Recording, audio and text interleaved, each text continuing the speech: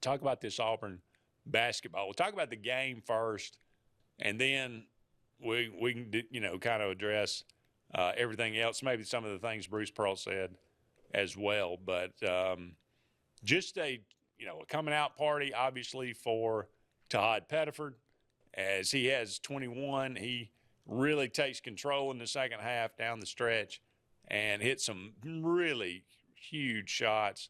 But Janai Broome was his, he gave you what he's going to give you practically every night. This Houston team is really, really good. And the good news is that this is probably the best defensive team Auburn will play all year. And it was tough. It was a struggle there at the beginning. But it looked like to me that they basically wore down Houston. Well, that's what I was about to say. My take would be flipping that defense the other way around. I brought it up to you in the first game of the year. Auburn had such length on defense. That defense of Auburn was just smothering to a Houston team that's supposed to be in the top 5 in the country. If that defense, Auburn's defense, did that to a top 5 team, they're poised to make a deep run. Yeah. I mean, because defense travels, buddy. That is true. And that's one of the things, that's one of the hallmarks of Bruce Pearl's teams. And this team has been together, these players, for several years now. And that's one of the things they hang their hat on.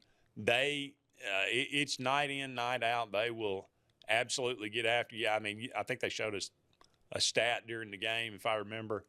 I think opponents' field goal percentage, the lowest over the last, whatever it was, 3 or 4 years. Houston was number 1, Auburn was number 2. Mm-hmm. And it was it was minuscule, the difference. But, they were – and I thought that, again, that was the difference in the second half. Auburn's defense continued to was able to maintain that level really throughout the entire game. And I thought Houston looked like they got a little gassed. And Auburn it opened up some shots for them, and Auburn found some things inside and with Janai Broome and with Chaney Johnson coming in off the bench and really helping Auburn there at the beginning of the game, because they were really having a difficult time even getting shots off the first several times down the court. And Chaney Johnson came in, kind of made a couple of shots and kind of settled everybody down. Another really, really encouraging thing about this is you got almost nothing from J.P. Pegues. Mm-hmm. You got hardly anything from Miles Kelly. Mm-hmm. You got hardly anything from Denver Jones in this game. Now, those guys are going to have their day, mm-hmm. and they're going to be called upon, and they're going to have big games, throughout the season. Somebody else is going to have to step up. But to know that you can go in to a hostile environment against a really, really good team and not have everybody on your team have to play really well and be able to win that game, my goodness, that's huge. Well, there's, the old saying, I like to say it in football, but it works in basketball as well, is you got to have a lot of bullets in your gun.